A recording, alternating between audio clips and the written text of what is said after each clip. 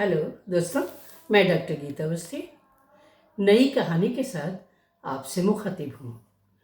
दोस्तों, मेरी कोशिश ये रहती है कि समाज में समस्या मूलक जो भी बिंदु हैं उनको छूते हुए मैं कहानी का पहनावा पहनाऊँ, और अगर वो कहीं भी आपको मन में छू जाता है तो मैं अपना परिश्रम सार्थक मानूंगी। एक ऐसी कहानी प्रस्तुत है, अड़चनें तो आती रहती हैं। आमतौर पे लड़कियां जब सर्विस के लिए निकलती हैं तो उनके सामने बड़ी व्यवहारिक परेशानियां आती हैं और उनकी समझ में नहीं आता कि वो कौन सा रास्ता अपनाएं। कुछ इसी कथानक से जुड़ी हुई कहानी प्रस्तुत है, अड़चनें तो आती रहती हैं। कल शाम से ही मन बावला हुआ जा रहा था। कारण था कॉलेज में असिस्टेंट प्रोफेसर पद पर मेरी नियुक्ति। इतने दिनों की जद्दोजहद के बाद किसी तरह नौकरी मिल पाई थी। मन उल्लसित था कि किसी तरह जिंदगी का एक भटकन उलझन से भरा हुआ गेट तो पार कर पाई। पड़ाव तो बहुत से आएंगे, पर उन्हें पार करने की क्षमता अब मिल गई है। अम्मा बाबूजी के जाने के बाद केवल मुझ अकेली संतान वो पेंशन पर अपनी जिंदगी बसर कर रही थी। रिश्तेदार तो मेरी शादी की बात कर करके बस माँ का टेंशन बढ़ाते रहते थे। अम्मा शुरू से ही बहुत गंभीर स्वभाव की थी। अस्वस्थ होने के बावजूद दिन भर काम करती थी। वो मेरी चिंता में दिन रात घुला करती थी। मैं भी प्रयास करती थी कि कोशिश भर माँ का हाथ बटाऊं और फिर अपना कैरियर भी संवारने की कोशिश करूं। पिछले 2 वर्षों से मैं अनथक प्रयास कर रही थी।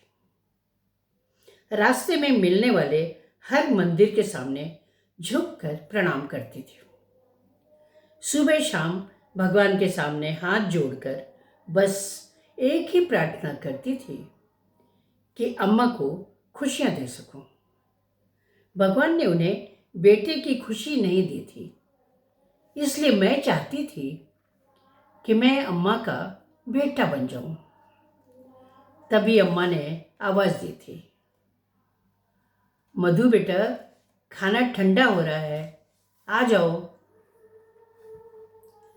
अम्मा की आवाज आज पुलकन से भरी थी। मैंने जब उन्हें बताया था कि मुझे नौकरी मिल गई है तो उनके नैनों से बस 2 बूंद आंसू टपक कर गालों पर आ गए थे। मैंने आंसू पोंछ दिया था तो अम्मा ने मुझे गले से लगा लिया था। बस 2 मिनट तक सिर्फ मेरा दिल वो उनका दिल धक धक करके आपस में अपनी बातें करते रहे थे। हम दोनों बिल्कुल चुप थे। इस बीच न जाने कब मेरी आंखों ने भी बरसना शुरू कर दिया था। पास के शहर में रहने वाले चाचा को जब मैंने नौकरी की खबर दी थी तो बोले थे, बड़ी खुशी की बात है, मगर सोच समझ कर चलना। जवान लड़की पर उंगली उठने में देर नहीं लगती। हमें खुशी है, मगर भैया का नाम कभी उछलना नहीं चाहिए। सच कहूं तो मैं अंदर से सहम गई थी। मैंने सोच लिया था कि मैं अपनी तरफ से भरपूर कोशिश करूंगी कि ऐसी कोई बात न होने पाए और चाचा की शंका निर्मूल सिद्ध हो जाए। अगले दिन सवेरे सवेरे उठ गई थी और तैयारी करने लगी थी। जिस कॉलेज में नियुक्ति हुई थी वो घर से लगभग 10-15 किलोमीटर दूर था। शुक्र था कि उसी शहर में था और हमें शहर नहीं छोड़ना पड़ा था। तैयार होने के बाद मैंने भगवान के मंदिर के बाहर जाकर प्रणाम किया था और अम्मा के चरणों में झुककर प्रणाम किया था। अम्मा इस बात पर हमेशा नाराज होती थी कि लड़कियां कभी पैर नहीं छूती, पर मैं मानती नहीं थी। मैं अम्मा को कह देती थी कि मुझे अपना लड़का ही मान लो, सारे कर्तव्य पूरे करूंगी। अम्मा धीरे से मुस्कुरा कर कहती थी, काश समाज भी इसे स्वीकार कर लेता। ऑटो रिक्शा लेकर मैं पता लगाकर उस कॉलेज में पहुंच गई थी। कॉलेज में जगह जगह पूछती हुई मैं प्रिंसिपल ऑफिस पहुंच गई थी। औपचारिक बातचीत के बाद प्रिंसिपल ने मुझसे ज्वाइनिंग देने को कहा था और उसके बाद स्टाफ रूम में सबसे मुलाकात करने को। ज्वाइनिंग के बाद मैं स्टाफ रूम पहुंची थी तो वहां अधेड़ उम्र के एक सज्जन मेज पर पैर रखकर कुर्सी पर बैठे हुए थे। घुसने में मुझे संकोच हो रहा था। मैंने दरवाजे पर खड़े होकर पूछा था, मे आई कम इन सर? उन्होंने टेबल से पैर उतार कर नीचे रख लिया था। वो पूछा था, कहिए क्या काम है? मैंने कहा था, मैं विनीता मिश्रा हिंदी विभाग में सहायक प्राध्यापक पद पर नियुक्ति हुई है। उन्होंने जोर से हो करके हंसते हुए कहा था, मैं डॉक्टर वर्मा, धनंजय वर्मा, हिंदी विभाग अध्यक्ष हूँ, आइए बैठे। कहकर उन्होंने कुर्सी मेरी तरफ खिसका दी थी। मैं धन्यवाद कहकर बैठ गई थी। उन्होंने मेरा निरीक्षण ऊपर से नीचे तक कई बार किया था। मैं संकोच में बार बार सिमटती जा रही थी। उसके बाद निकेत जी, अनुराग जी, श्लेषा जी, वो अन्य कई लोगों से परिचय हुआ था। सभी अच्छे लगे थे, लेकिन डॉक्टर वर्मा कुछ अजीब से लगे थे। मैंने क्लास में जाकर सबसे परिचय किया था। डॉक्टर वर्मा मेरे साथ गए थे। मैंने स्टूडेंट्स से अगले दिन क्लास लेने की बात कही थी। दोपहर को स्टाफ रूम में मैंने भी सबके साथ चाय पी थी। सबके शैक्षणिक कैरियर के बारे में भी बात हुई थी। शाम को घर जाकर मैंने अम्मा को सब कुछ बताया था। अम्मा के चेहरा बता रहा था कि वो बहुत खुश है। सुबह अम्मा ने कहा था कि जल्दी से नहा ले, मैं हलवा बना देती हूँ। भगवान का प्रसाद चढ़ा दो, कल तो कुछ हो ही नहीं पाया था। मैं बाथरूम में घुस गई थी। आज न जाने क्यों हर चीज में संगीत घुला प्रतीत हो रहा था। मन गुनगुनाने को कर रहा था और मैं धीरे धीरे अपना पसंदीदा भजन मन तड़पत हरि दर्शन को आज गाने लगी थी। मैं कब तक गुनगुना कर नहाती रही, मुझे खुद भी पता नहीं चला। अम्मा ने बाथरूम के दरवाजे पर ठक ठक की आवाज़ की, तब मुझे समय का पता चला। मैंने भगवान को प्रसाद चढ़ाया था। वो वही प्रसाद लेकर जल्दी में कॉलेज चली गई थी। समय बहुत बीत गया था। मैं घबरा रही थी कि दूसरे ही दिन लेट होना शुरू कर दिया था। प्रिंसिपल ने कहीं इस बीच बुलवाया ना हो। स्टाफ रूम पहुंची तो लगभग सभी लोग अपनी अपनी क्लास लेने पहुंच गए थे। वहां सिर्फ एक नया चेहरा नजर आ रहा था। वो ठिठक गई थी। सामने खड़े युवक ने नमस्कार किया था, फिर अपना परिचय दिया था। मैं अमोल, हिस्ट्री का सहायक प्राध्यापक हूं। आपने कल ज्वाइन किया है ना? साथी अनुज ने फोन पर बताया था। मैं भी आज लेट हो गया हूं। टी टाइम में मिलते हैं, अभी क्लास लेनी है, कहकर वो चला गया था। मैं भी हड़बड़ाकर अपनी क्लास की तरफ भागी थी। एक तो वैसे ही लेट हो गई थी और फिर ये नया इंट्रोडक्शन। पहले दिन क्लास में पढ़ाना शुरू किया था। घबराहट भी थी और शायद आत्मविश्वास की कमी भी। कई बार नर्वस हो गई थी। अगर स्टूडेंट्स पहले ही दिन मुझे अच्छे से शांत होकर सुनना चाहते थे तो ये उनकी शराफत थी, वरना हुट कर दिया होता। खैर, जैसे तैसे 40 मिनट बीते थे और मैं क्लास से बाहर निकली थी। मैं निकल ही रही थी कि बगल वाली क्लास से अमोल निकले थे। हम साथ साथ चलने लगे थे। उन्होंने बताया था कि उन्होंने 2 वर्ष पूर्व इसी कॉलेज में ज्वाइन किया है। बातें करते हुए हम स्टाफ रूम तक आ गए थे। अंदर वर्मा सर वो कुछ अन्य लोग बैठे हुए थे। हमारे अंदर प्रवेश करते ही उन्होंने कहा था, चलो भाई, चाय का ऑर्डर कर दो, अब तो अमोल जी भी आ गए हैं। अरे हाँ, अमोल जी, विनीता से परिचय हो गया? हम तो सोच रहे थे कि हम कराएंगे। कहकर वे हो करके हंसने लगे थे। मुझे उनकी हंसी बड़ी अजीब लगती थी। मन करता था कि कह दूं कि आप कुछ बेहतर ढंग से नहीं हंस सकते। खैर, अभी बिल्कुल नई नई आई थी, इसलिए कुछ बोलने का प्रश्न ही नहीं था। मजाक भी नहीं कर सकती थी। चाय आई थी। हम सबने बिस्किट के साथ चाय पी थी। अमोल जी मेरे बगल में बैठे थे। हम चाय के साथ बातें करते जा रहे थे। चाय का समय समाप्त हो गया था और डॉक्टर वर्मा जी उठते हुए बोले थे, चलिए विनीता जी, अगली क्लास भी लेनी है। जी कहकर मैं उठ गई थी।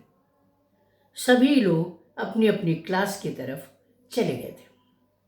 शाम को मैं अपना सामान समेट ही रही थी कि अमोल जी मेरे पास आकर खड़े हो गए थे और बोले थे, क्या हम मोबाइल नंबर एक्सचेंज कर सकते हैं? मैंने हाँ कहकर अपना नंबर एक छोटे से कागज़ पर लिखकर दे दिया था। अमोल जी ने भी ऐसा ही किया था। तभी उधर से डॉक्टर वर्मा निकले थे और बोले थे, अरे भाई विनीता, हमें भी अपना नंबर दे देना। आपके विभाग का एचओडी हूँ, कभी ज़रूरत पड़ने पर आपको कांटेक्ट तो कर सकूँ।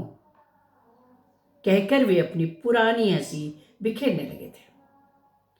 मुझे 2 ही दिन में उनकी हंसी से वितृष्णा सी होने लगी थी। उनके साथ साथ doctor Singh, doctor Shukla, Chauhan sir, Tiwari ji, Niket ji सभी हंसने लगे थे।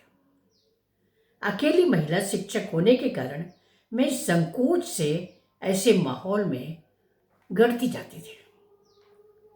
रास्ते में मैं ऑटो रिक्शा में बैठी बैठी डॉक्टर वर्मा के बारे में ही सोचती जा रही थी कि वे इस तरह की अनावश्यक टिप्पणी क्यों करते रहते हैं। क्या विभागाध्यक्ष होने का रुतबा जमाना चाहते हैं? मन में कहीं एक गुत्थी सी उलझ गई थी। घर पहुंची तो अम्मा ने दरवाजा खोलते ही कहा था, मुंह हाथ धो लो, बहुत थकी सी लग रही हो, मैं चाय बनाती हूँ। मैं कमरे में चली गई थी और कपड़े बदलने लगी थी। बाथरूम से मेरे निकलने तक अम्मा ने चाय के साथ पकौड़े तलकर रख दिए थे। बोली थी, सुबह ज़रा सा हलवा लिया था, भूख लगी होगी। मैंने प्लेट अम्मा की तरफ बढ़ा दी थी। उन्होंने एक पकौड़ा उठा लिया था, फिर बोली थी, तुम खा लो, मैंने तो खाना भी खाया है। रात को बगल में लेटते हुए अम्मा ने पूछा था, कोई परेशानी है क्या? आज तुम्हारा चेहरा बहुत मलिन सा लग रहा है। मैंने धीरे से मना कर दिया था, पर मन सोच रहा था कि माँ बच्चे के मन तक कैसे पढ़ लेती है। क्या मैं भी ऐसा कर पाऊंगी? फिर धीरे धीरे माथा सहलाते हुए मैं सो गई थी। सुबह उठी थी तो फ्रेश थी। अम्मा से चहक चहक कर बातें कर रही थी। थोड़ा सा रिलैक्स भी थी क्योंकि इतवार था। दोपहर को लंच भी मैंने ही तैयार किया था। अम्मा को मैंने बैठने को कहा था और बातें करते करते मैंने खाना तैयार कर लिया था। मेरा मूड अच्छा देखकर अम्मा ने फिर मेरी शादी का राग छेड़ दिया था। अचानक न जाने क्यों सामने अमोल जी की तस्वीर तैर गई थी। मैंने खुद से ही सवाल किया था कि ऐसा क्यों हुआ। मैं तो अमोल जी के बारे में कुछ भी नहीं जानती। उनके परिवार के बारे में मुझे कुछ भी नहीं पता। सिर्फ फ़ोन नंबर एक्सचेंज करने से तो कोई रिश्ता नहीं बन जाता। सिर्फ उम्र का अंदाज लगाकर तो मन ही मन कोई रिश्ता नहीं बनाया जा सकता। मैंने अम्मा से कहा था कि मैं जल्दी ही बता दूंगी। अम्मा आश्वस्त हो गई थी। अचानक फ़ोन की घंटी बजी थी और मैं मोबाइल की ओर दौड़ी थी। कॉलेज से लौटकर मैंने निकेत का वो डॉक्टर वर्मा सर का नंबर सेव कर लिया था। स्क्रीन पर डॉक्टर धनंजय वर्मा का नाम चमक रहा था। मैंने फ़ोन उठाकर औपचारिकताएं निभाने के बाद फ़ोन करने का कारण पूछा था तो उन्होंने कहा था, लाइब्रेरी के लिए किताबें खरीदी जानी हैं। मैंने कमेटी में आपको भी हिंदी विषय के लिए रखा है। कल क्लासेस के बाद मीटिंग रखी है, आपको उपस्थित रहना है। मेरे माथे पर शिकन आ गई थी। अगले दिन मैं वक्त पर कॉलेज पहुंच गई थी। स्टाफ रूम में काफ़ी लोग थे पर अमोल जी नहीं थे। उचित नहीं था, फिर भी न जाने क्यों आंखें अमोल जी का रास्ता देख रही थी। मैंने अपने मन से स्वयं पूछना चाहा कि अमोल जी से जुड़ाव का हमारे पास क्या तर्क है। शायद उम्र का तकाजा था। इसके पहले शायद अपने बारे में सोचने का वक्त ही नहीं मिला था। कुछ ही क्षणों में अमोल जी दरवाजे पर खड़े दिखे थे। उन्हें देखते ही डॉक्टर वर्मा अपनी विशिष्ट हंसी हंसते हुए बोले थे, आइए अमोल जी, आप ही का इंतजार हो रहा था। विनीता को लगा था कि उस पर तंज कसा जा रहा है। कुछ ही देर में सब लोग अपनी अपनी क्लास लेने चले गए थे। शाम को विभाग में मीटिंग रखी गई थी। लाइब्रेरियन व कुछ अन्य प्राध्यापकों के साथ मैं व डॉक्टर वर्मा वहां उपस्थित थे। मीटिंग के दौरान वर्मा सर ने मुझसे किताबें जो अलमारी में रखी थी चेक करने को कहा था। फिर पीछे से स्वयं भी पहुंच गए थे। अलमारी के दरवाजे के आड़ में उन्होंने मेरा हाथ पकड़ लिया था। फिर बोले थे, बहुत कमीशन मिलता है इसलिए तुम्हें रख लिया है। साथ में काम करोगी तो फायदे में रहोगी, वरना अड़चनें तो आती रहेंगी। मैंने धीरे से अपना हाथ छुड़ा लिया था और आकर कुर्सी पर बैठ गई थी। मेरे आक्रोश की सलवटें मेरे चेहरे पर छा गई थी, यद्यपि मैं उन्हें छुपाने का प्रयास कर रही थी। शाम को मैं बहुत परेशान थी, यद्यपि मैंने अम्मा से सिर दुखने की बात कह दी थी। अम्मा ने रात को मेरे सिर में तेल की हल्की हल्की मालिश की थी और मुझे नींद आ गई थी। शाम का खाना अम्मा ने बनाया था। जब अम्मा खाना बना रही थी तब मुझसे सब्र नहीं हुआ और मैंने अमोल जी को फ़ोन लगाया था। फ़ोन पर अमोल के हेलो कहते ही न जाने क्यों मैं रो पड़ी थी। अमोल के पूछते ही उसने शाम वाली घटना जो मीटिंग के दौरान हुई थी उसे बता दी थी। अमोल 2 मिनट चुप रहा था, फिर बोला था, पहले आप चुप हो जाइए, फिर हम बात करेंगे। मैंने अपने आप पर नियंत्रण किया था। अमोल ने धीरे से कहा था, उस इंसान की रेपुटेशन ही ऐसी है। वो हमेशा पीएचडी करने वाली लड़कियों के साथ भी छेड़छाड़ करता है और डिग्री देने तक परेशान करता है। उसका सबसे बड़ा शिकार मैं बना था। 2 वर्ष पूर्व जब मैंने ज्वाइन किया था तो पढ़ाने का जुनून सवार था। शीला नाम की छात्रा मुझसे किताबों के बारे में बात करती थी। वो नोट्स वगैरह मांगती थी।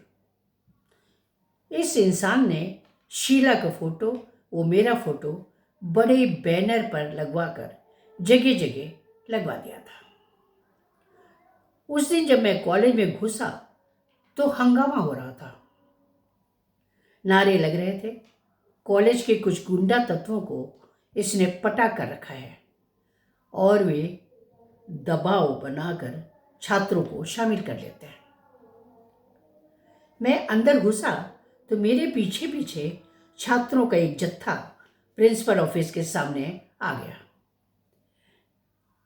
मैंने प्रिंसिपल साहब के सामने जाकर जैसे ही खड़ा हुआ था तो प्रिंसिपल ने मुझसे पूछा कि ये सब क्या चल रहा है।